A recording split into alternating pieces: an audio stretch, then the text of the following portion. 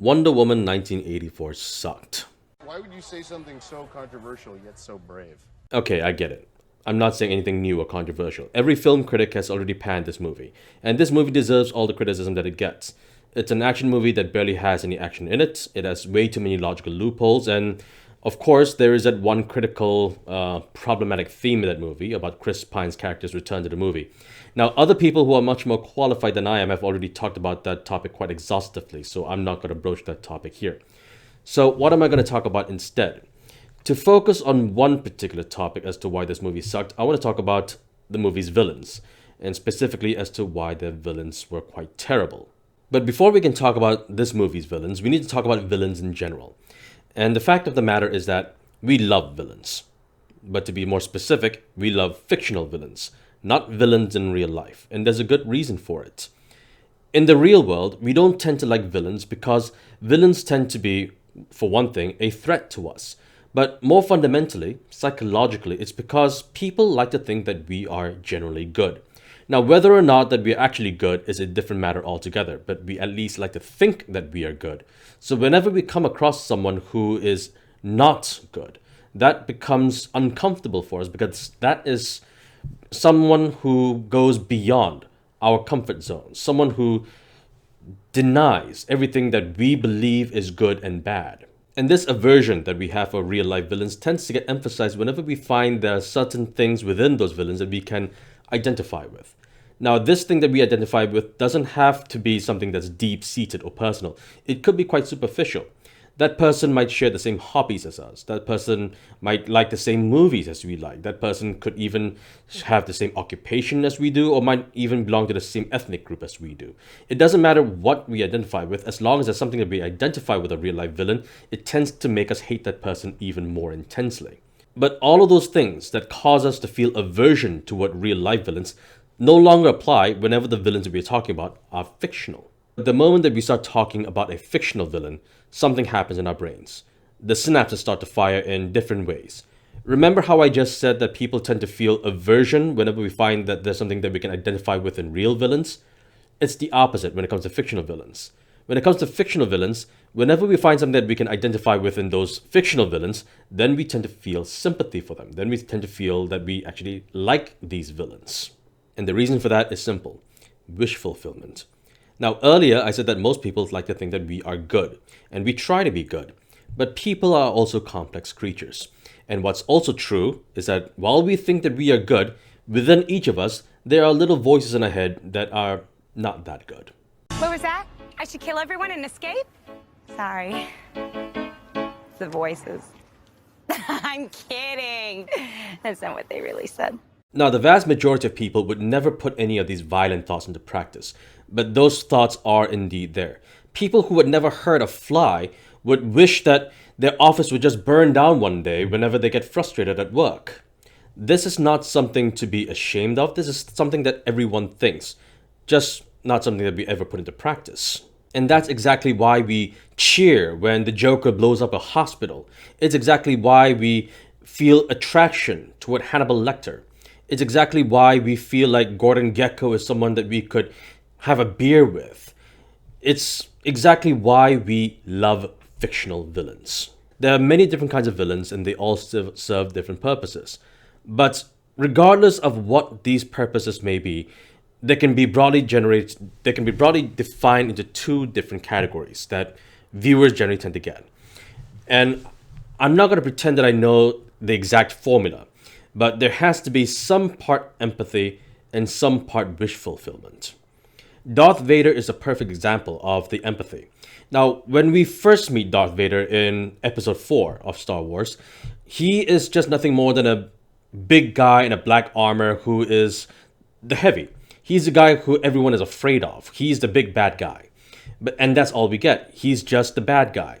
But as the movies progress, as the franchise keeps progressing and we get more of a backdrop of Darth Vader's character, we immediately find out who he was before he was Darth Vader. He was Anakin Skywalker. We find out how he became a Jedi. We become aware of how he became later a Sith Lord. And we eventually feel somewhat empathetic toward the character. And wish fulfillment is something that I already talked about. We would never put any of these dark and violent thoughts that we have in our heads into practice in real life, but we do love to see them on screen. So those are all of the characteristics and the traits of a good fictional villain. So why aren't the villains of Wonder Woman 1984 that great? Well, let's look at the first main villain, who was portrayed by Pedro Pascal, Maxwell Lord. Where do we begin with Maxwell Lord? Okay, let's start with what we see on screen when we first meet Maxwell Lord. Now, Maxwell Lord, as it turns out, is the yuppie billionaire. He is part campy Lex Luthor and part Donald Trump. Now, to be fair, there's a lot that we can work with here, but a lot of that is squandered. Now, as the movie progresses, we find out that Maxwell Lord was abused as a child, or at the very least, he had an unhappy childhood. And you know what? That's fine. Having an unhappy childhood can be a good basis for having a character grow up to become a fictional villain. But the problem with Maxwell Lord is that he doesn't become this powerful villain or this criminal mastermind to overcome his unhappy childhood. He grows up to become a con man. And you know what? That's fine. Growing up to be a con man can be the basis for a good villain too. After all, Daniel Day-Lewis's character in There Will Be Blood started out as a con man too. So again, there is room for character development. But the problem with Maxwell Lord's character is that, let's take a look at Daniel Day-Lewis's character in There Will Be Blood. Yes, he was a con man, but he was a despicable con man. He, in fact, went so far as to adopt a boy to become his son, even though he had no love for this boy, even though he had no desire to become a father at all, just so that he could earn an extra buck. He was despicable. But Maxwell Lord, he's a con man, he knows he's a con man, and he's ashamed of being a con man. And more than that, he's ashamed even more when he realizes that his son has found out that he is a con man. So, on the one hand, Daniel Day-Lewis's character is a despicable villain, but Pedro Pascal's character is more pitiful than despicable. Now, I use that word, pitiful, deliberately, because people generally tend to misuse that word. People think that when they come across a homeless beggar in the street, then what they're feeling for that homeless beggar must be pity. But that's not pity. That is to feel sympathy for someone. Feeling pity for someone generally tends to mean having an absence of respect for someone. When you come across someone who doesn't deserve a single bit of your respect, who doesn't deserve any of your time, that generally means that that person doesn't have a single redeeming quality. And that is someone whom you pity. That is not someone whom you feel sorry for. So Maxwell Lord is a pitiful character. Now let's go back to what I said earlier about how people like their fictional villains. When it comes to fictional villains, people like to see people whom they identify with. But when we see someone on screen whom we pity, whom we don't have a shred of respect for, that is not the kind of villain that we tend to root for. That is the kind of person that we generally try to forget ever having seen.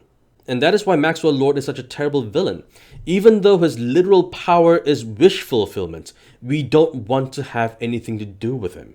We want him gone from the screen. And what an utter waste of Pedro Pascal's talents. We have seen him in Game of Thrones. We have seen him in The Mandalorian. We have seen him in Narcos. The man can act. The man has charisma. Why did they waste his talents on such a pitiful character that people have no sympathy for or any desire to see on screen? It was terrible. Then there was a second villain who was portrayed by Kristen Wiig, and the villain's name was Barbara Minerva, aka Cheetah. Okay, where do we begin with Cheetah?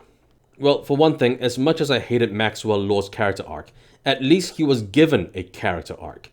Barbara Minerva was not even given that. When we first see Barbara Minerva on screen, all we see is that she is an awkward woman who wears glasses and she has trouble walking in heels. She's basically the female version of me. We don't even know if she's a good person. Just because you wear glasses and you're awkward doesn't make you a bad person, and it certainly doesn't make you a good person. It just makes you an awkward person. So at least Maxwell Lord goes from pitiful to powerful. When it comes to Barbara Minerva, we don't even know where her starting point is besides awkward. Now, during the course of the movie, when Barbara Minerva doesn't realize that Diana Prince is actually Wonder Woman, she wishes that she was more like Diana.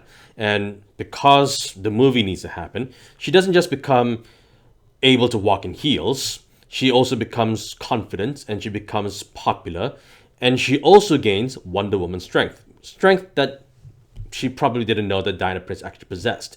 But whatever, the movie needs to happen. So she becomes like Diana Prince. That's fine. But as it turns out, what we started out with was not that the fact that she was just awkward. It also starts with the fact that Barbara Minerva was also jealous of Diana. Again, we have to go back to how people tend to relate to fictional villains. We like fictional villains that we can relate to. If we think that we are wronged by someone, then we might want to seek vengeance. Now, vengeance might not be seen as a particularly healthy thing, but vengeance could be easily spun as justice. Now, we might think that we are angry about something, and when we see an angry character on screen, again, that's something that we can relate to. Again, anger is also not a healthy thing, but we've also heard many people say that they use anger as a motivation to do something constructive. So these are things that we can actually spin to be something positive. But jealousy is never anything positive. It can never be spun as anything good. Jealousy is always a green-eyed beast. But that is what Barbara Minerva's ultimate groundwork is, jealousy. And so immediately we see that that's what a character motivation is, jealousy. So immediately we get turned off by Barbara Minerva. And there we have it.